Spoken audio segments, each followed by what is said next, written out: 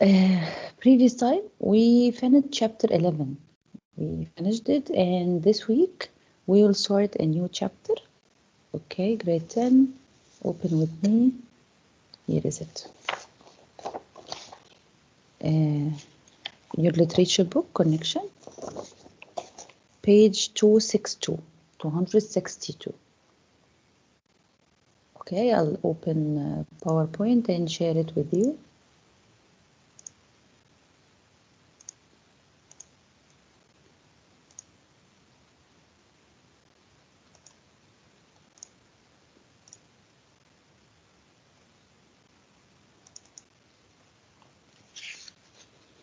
Actually, this chapter is new. You will feel it yourself when we started.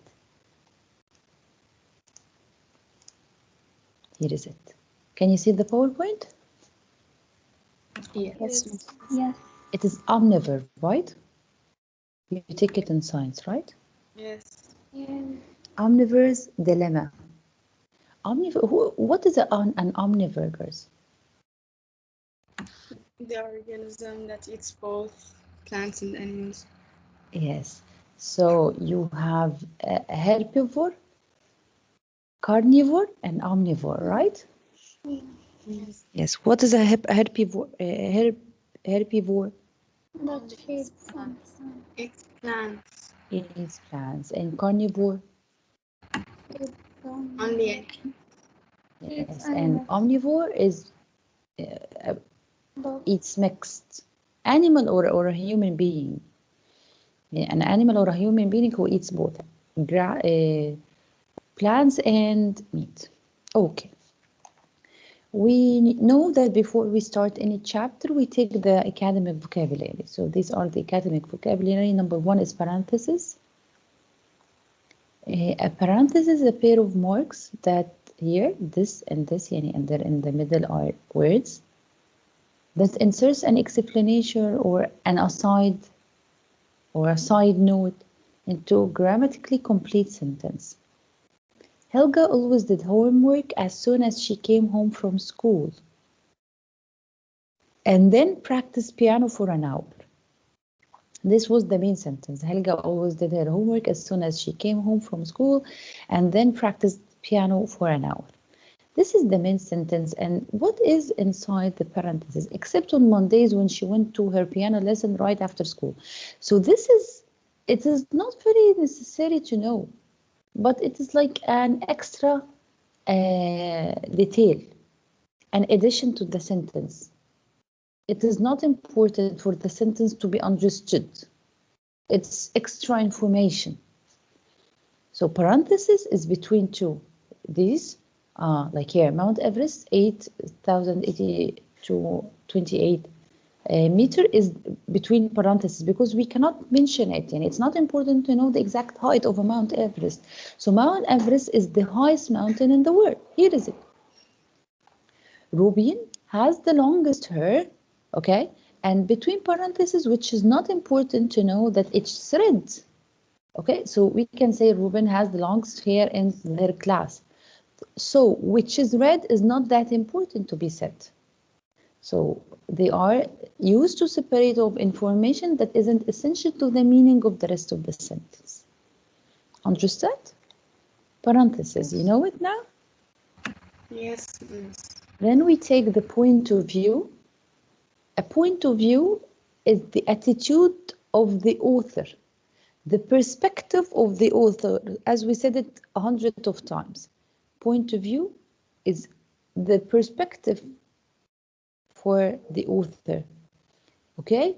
The attitude of the author. And we have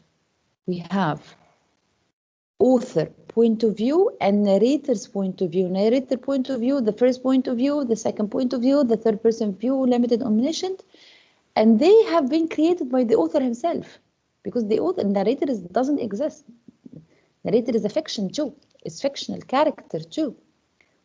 If he is telling the story of the third person point of view, who created the narrator? The author himself. If it's told from the first person point of view, here the narrator is the author, so here is different. So point of view is the attitude of perspective. Explain that in non-fiction, point of view. Why non-fiction? Because he doesn't imagine the characters here. Okay, so it refers to the author's attitude toward the subject. The author's point of view about the presidential election, for example, this is an example. The author's point of view about the presidential election was clear by his strong views by his use of strong, aggressive, and angry words. Done? Miss, Yes. I didn't understand what do you mean with like narrator. It's fiction. It's Okay. When the author, we have an author. Author is the one who writes the novel. yeah. I will show you something. This is called موت صغير for Muhammad Hassan Alwan. Muhammad Hassan Alwan is the author. He is the one who wrote this book. His name is Muhammad Hassan Alwan. He is the author. The story is inside is told from third person point of view omniscient. Third person point of view. Muhammad Hassan Alwan was not alive in the time of because this book is written about Ibn Arabi. Ibn Arabi is has lived like 100 years ago in Andalusia in Spain. So he was not alive when this events happened. He was not alive. He read about it and he started to write it. So he is not the narrator because he was not there to tell us what happened to Ibn Arabi. He was not there to know. Yeah. So he wrote it. But who says it for us? The narrator. Author is different than narrator. You know this or not? Yes, I know. When the author invents the narrator, because he is inventing the narrator, when the author invents the narrator, he invents a narrator for first person point of view. So maybe the story has happened to the author himself. So he will write it from first person point of view. He will say I. Because this book has happened to him.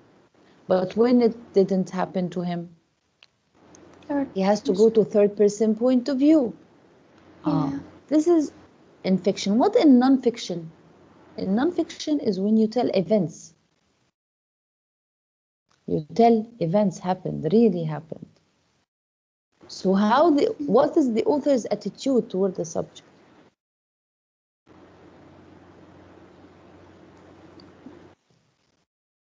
Okay, then we have the purpose. Welcome, Habibti. We have the purpose.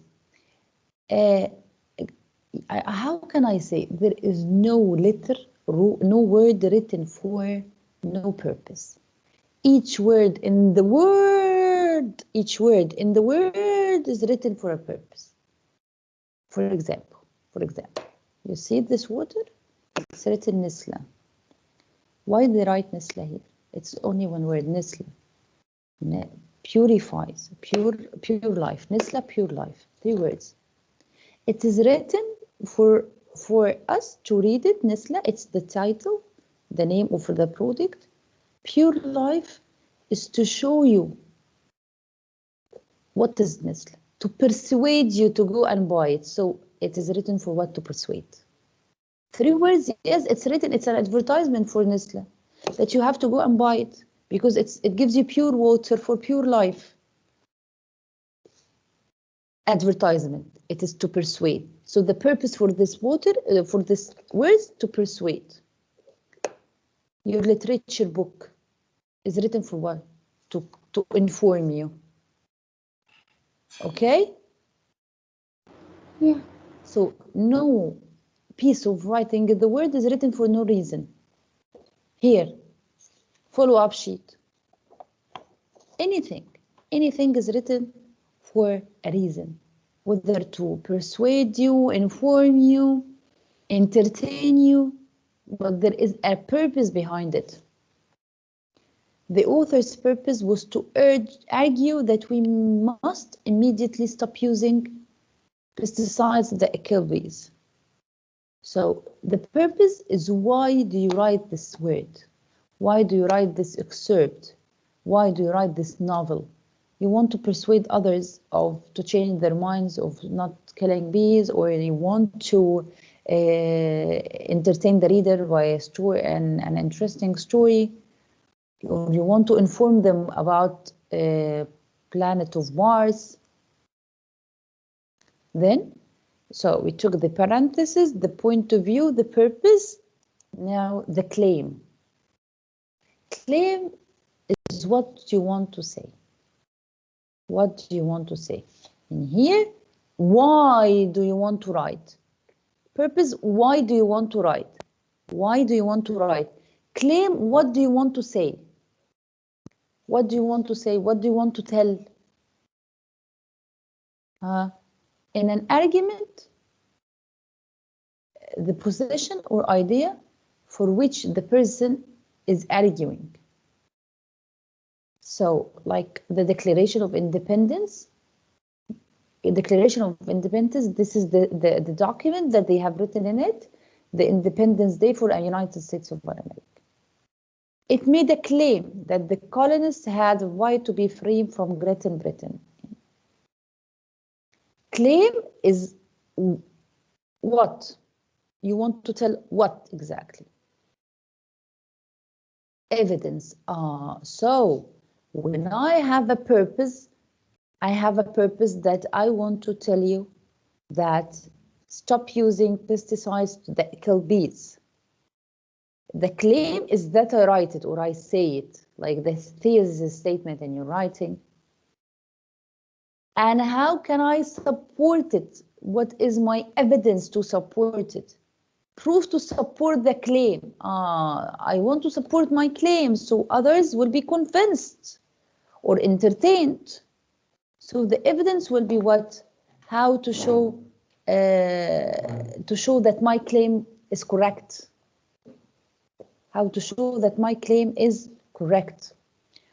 Although Sally argued against the pipeline, she failed to provide any evidence that supported her environmental claims. For a claim, you should support it. You should give evidence, as you write in your essays. You have a claim in your essay and you support it with details, with evidences. Okay? So before we move to the omnivore's dilemma, let's discuss page 262. Open it, please.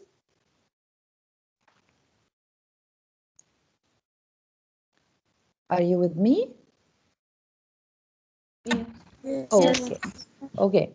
So in this analyzing, you should be working groups, but because we are online, I cannot divide you into groups. So let's discuss it together.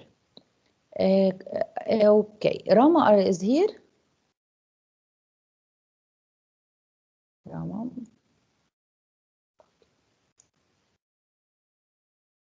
Dalia? Yes, Miss.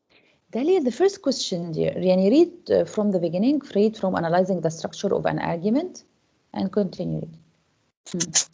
Preview concepts. The expert in this chapter presents an argument about America's eating habits. Answer the questions on your own and then discuss them with a partner. How many days a week does your family eat dinner at home? Yes, Dalia. So you tell me, how many days a week your family eat dinner at home? You do not eat outside. 5. You eat outside 2 days a week? Yes. So 5. Joanna, same question, yes, Joanna. Yes, All of you yes. tell me, girls, yani tell me your name and Joanna, how many days do you eat outside and how many days you eat at home? Most days at home. Most days at home? Yes. Okay, Lين عمار.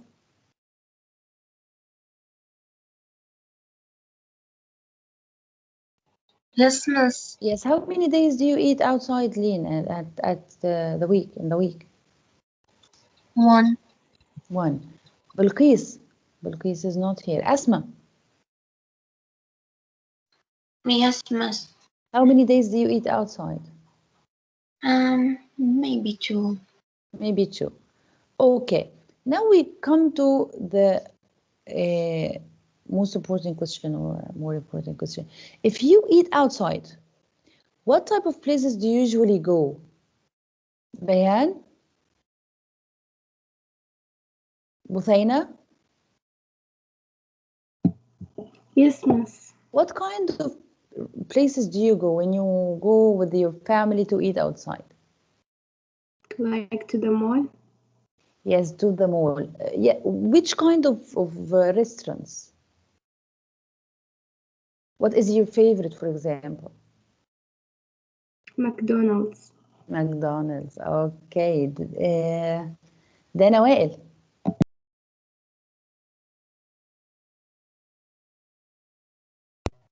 Yes, miss. Yes, Dana, when you eat outside, what type of places do you usually go? KFC. Kentucky. Okay. Kadra. Yes. Yes, Kadra. When you go to eat outside with your family, what kind of places do you go? Most of the time we go to the Italian food place. Italian, which means pasta and pizza. Yeah. Yes. So we go to question 3. What kinds of foods do you eat at home? Jude, Yes, miss. what kind of foods do you eat at home? The Arabian food. The Arab food. Yes. Okay, like what? What's your favorite meal? What I know. Oh, ورق عنب. Oh. Who doesn't like it? Okay, thank you. Jana. Jana, what kind of food do you eat at home, dear?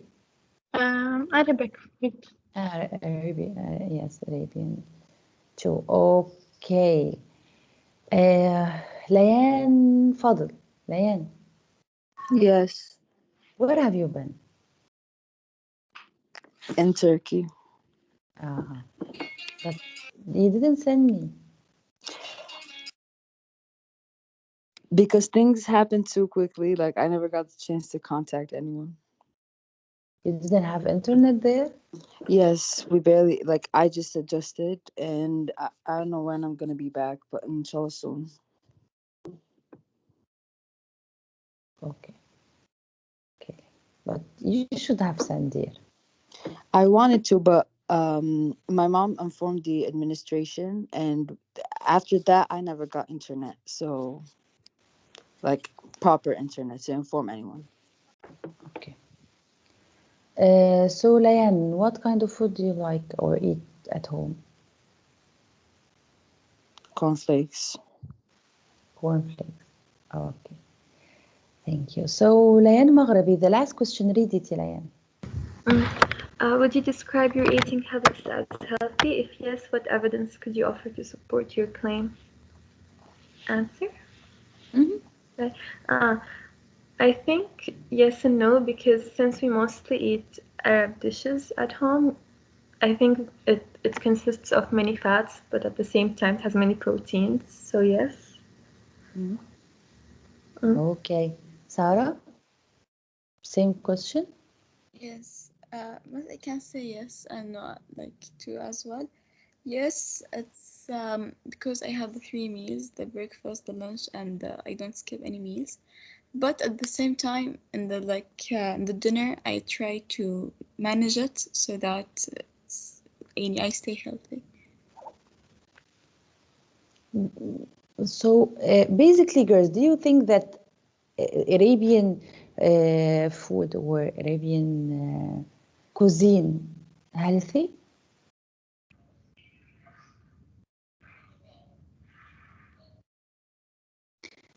Yes, I think yes. It depends on the person that's cooking. You can use, for example, olive oil other than using any type of fats and other types of oil. So it depends. It could be healthy. Yes, but basically, from your answers, you eat outside 1 or 2 days a week, which means that you cook at home. Yes. So, yes, which is great actually. Maybe we do not suffer this problem, but there are, because you are still children and you are living with your parents who are responsible for you, and the Arabian concept is you have to cook for your kids and this. But what if you hear about a person who eats outside all his meals, all his days? Maybe he lives away of family. How would he be eating? He will be forced to eat from outside, right? Yes. Yes, but he can learn. So what if a person who likes to eat from McDonald's and he eats McDonald's every day? What do you think, Ragad? What do you think might happen to him? Ragad, are you here?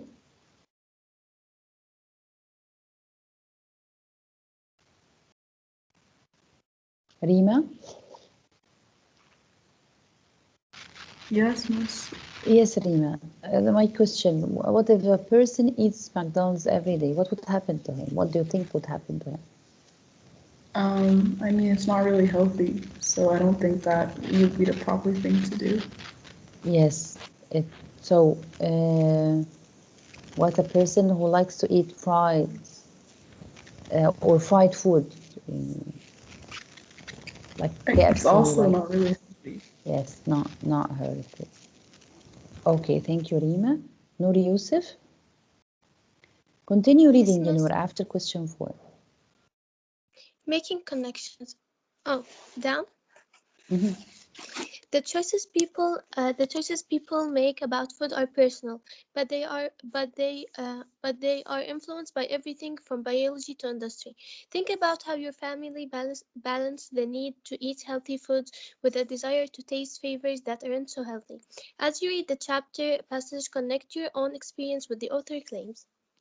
Yes, so what you choose to eat is your freedom. You are free to eat whatever you want, but you have to think before you eat.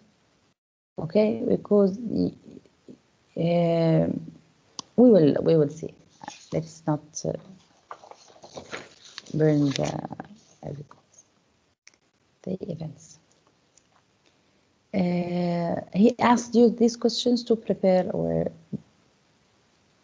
think your mind of what is he going to talk about. Thank you, Noor. Najwa, read Making Connections on page 263. And please, girls, open your book so you are following with me. 263.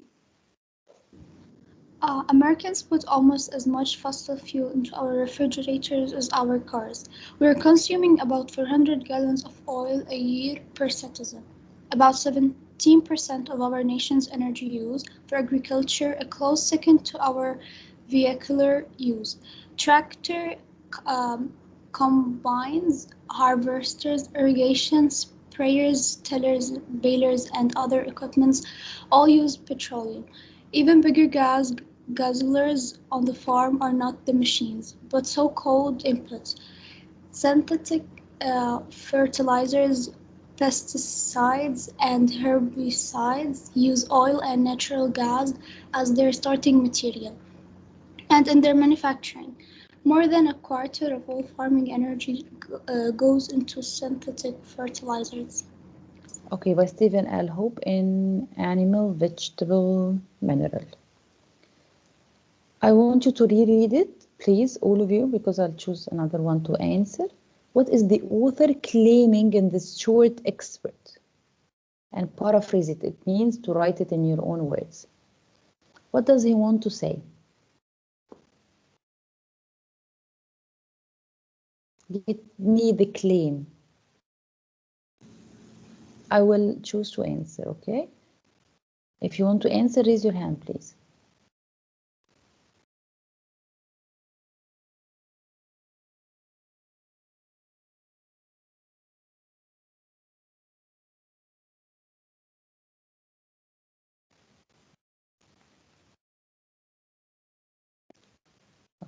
Lena?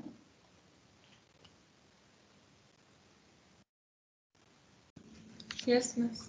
Yes, what is the claim, dear? I think that he is saying that we must use less oil and try to eat healthier. What is the author claiming in this short excerpt? What does he want to say in this excerpt only? And then he supports it.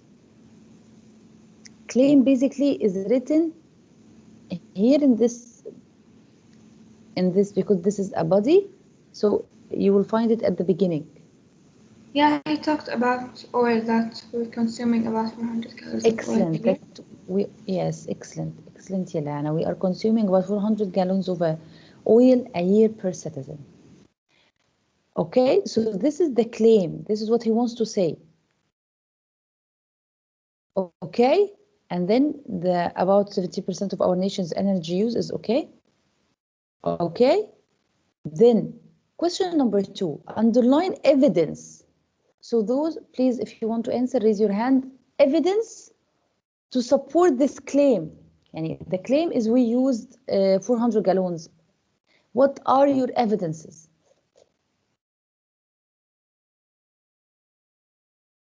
How did he give evidence? Please raise your hand if you want to answer. No one? Layan, okay. Miss, I'm not sure, but I think when the line we're consuming about 400 gallons of oil per year until of our nation's energy use. This shows that we use so much oil and energy, so it supports the claim that we need to minimize the use, I think.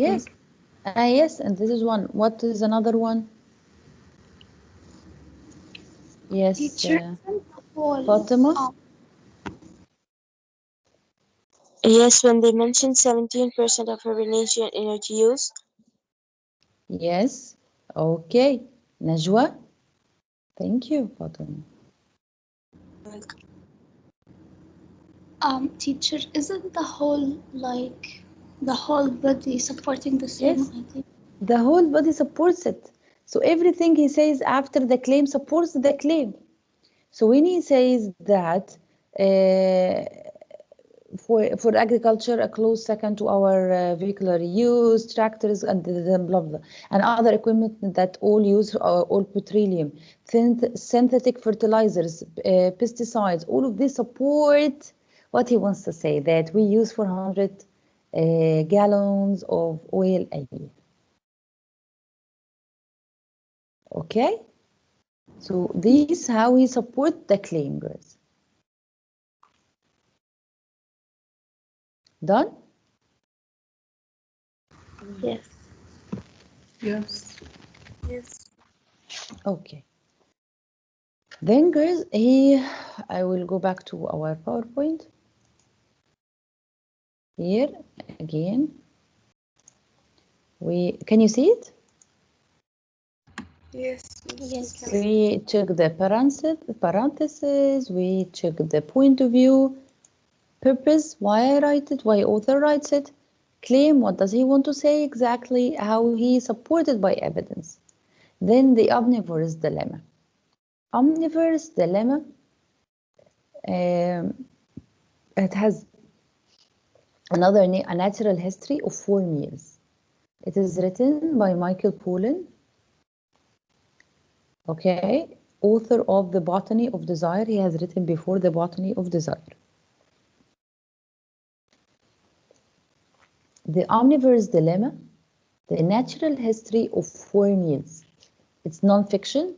Non-fiction, it means that he hasn't imagined the authors, or the narrator. He hasn't imagined the characters.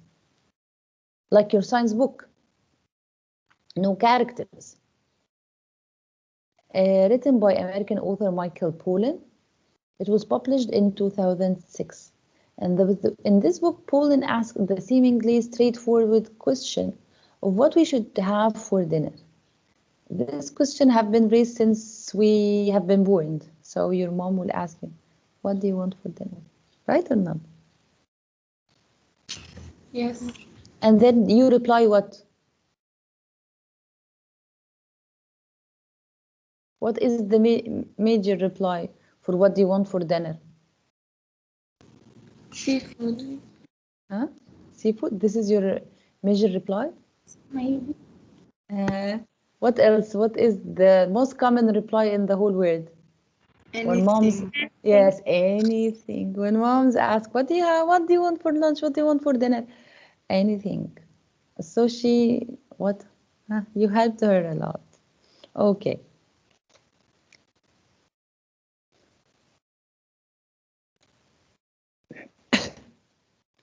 Okay, sorry, I wanted to sneeze, but I couldn't.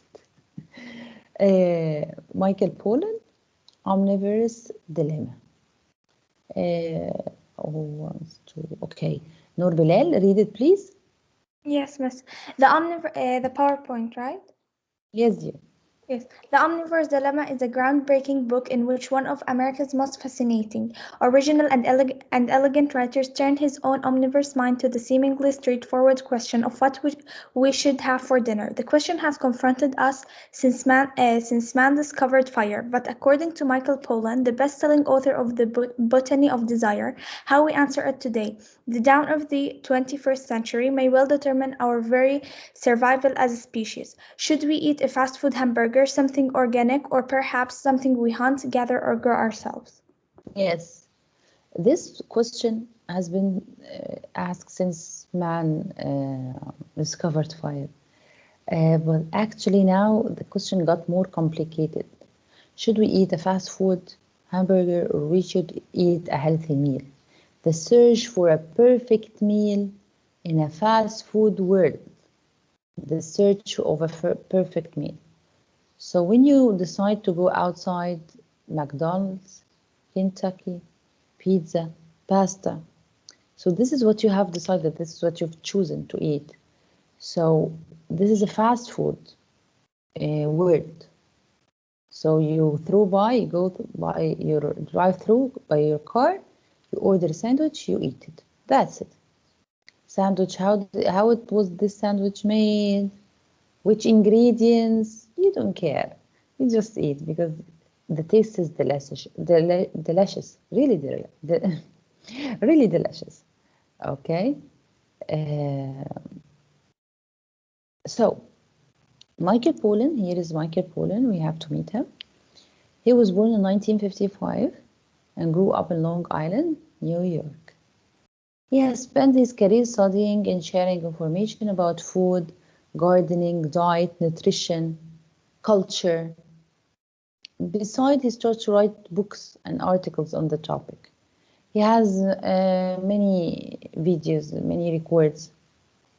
Pollan has given numerous talks to live audiences, many of which can be found online, okay, which we will watch after a while. Michael Pollan. Michael Pollan has rules for eating. He said for you that there are rules for eating. He's an advocate for eating whole, unprocessed food. His rules for eating include, and this is so nice, I like this, don't eat anything your great-grandmother wouldn't recognize as food. So, you have a great-grandmother, girls, not your grandmother, yani mother. Yes. Okay. So, if you, who answered me now? Lujane. Lujane. So, Lujane, if you take your great-grandmother and you go to the mall, what would she eat and what would you eat? She would like order something that she eats at home, like rice and like bread and these things. Or like And eat what hamburger. would you eat? Hamburger. Yes, you'll eat burger, but can you buy your great-grandmother McDonald's? No, she wouldn't like it. She will say, oh, what are you eating? What is that? She will not eat it. When hamburger, when it was, when I was young, there was not that plenty much of food. So when we started eating burger, I remember my dad said, what is that? This is processed meat. This is not good meat. They bring the what is left of the real, authentic and original and clear meat, and they make for you this mix, and he never ate it. He didn't like it at all. And before McDonald's opened, there was like a shop, I don't remember its name, Wimpy. It was Wimpy, yeah. Wimpy was before McDonald's. He never ate there. He said, no, I can't eat these sandwiches. I can't. This is not food. Okay? So don't eat anything your great-grandmother wouldn't recognize as food. They know the planted food, the like here in the picture, vegetables or fruits, or they have seen it before. Okay? Imagine I take him to eat sushi now. What will he do? Although that sushi is good, I have to confess. But sushi is food. It's food for Japanese, so it's considered to be food and healthy food, on somehow, not fried. Number 2, do not eat processed food that contain more than 5 ingredients. And this is a great idea. And people start to use this, and here is a cover of a book, 32 packed foods with less than 5 ingredients. There's a strange sound. I don't know from where this sound. Do you hear it?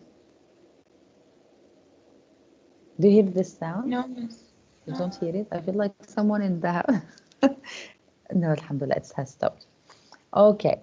32 packed foods with less than 5 ingredients. He says to you, don't eat anything that contains more than 5 ingredients. More than 5 ingredients. Okay, so he increases you there to for 1 ingredient. Ingredient is what you add for your meal. Number 3, why? I'll tell you. For example, here. What's your favorite meal? McDonald's, sandwich McDonald's. It has bread, it has burger, it has sauces, it has lettuce. What else? Cheese. Cheese. Tomato. Okay, tomato. When there are too many ingredients, it means there are too many, how can I say to you? It's because I read about this before, but I can't tell you what do I... it is hard for your stomach to be digested. It's not like a bowl of fruits or a bowl of salad, because fruits and salad are not processed. Here, it's processed food. Processed food, it has lots of ingredients together, which butter, oil, okay, flour, because this, if you go to McDonald's and you buy a sandwich, not a chicken burger, it's fried in deep oil. It's covered with bread, this crumbs, okay? All of these are what are they? Are all of these together come into your stomach? It's too difficult for your stomach to digest it. But look, if you eat a bowl of rice and peas, rice, peas and carrots, and a piece of meat, this is not processed food. This is not processed food. This is cooked food.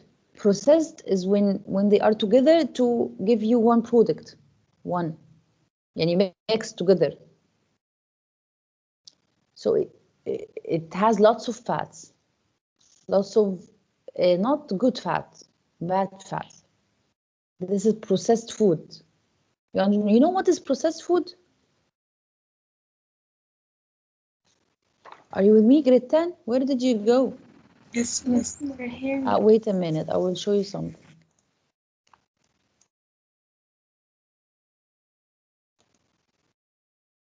Here is it. I'll share the PowerPoint. Miss, Here is processed food. Do we go to the second period or? Are we finished? Okay, go and how? It's 9:30. It is because the clock is different, as I said to you. I'll show you this and we take 5 minutes. This is processed food here. processed food like this. These are processed food here. Not okay.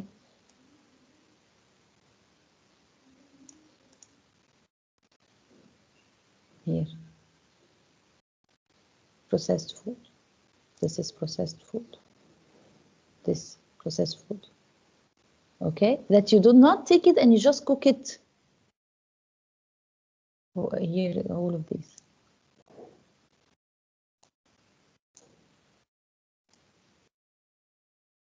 Here.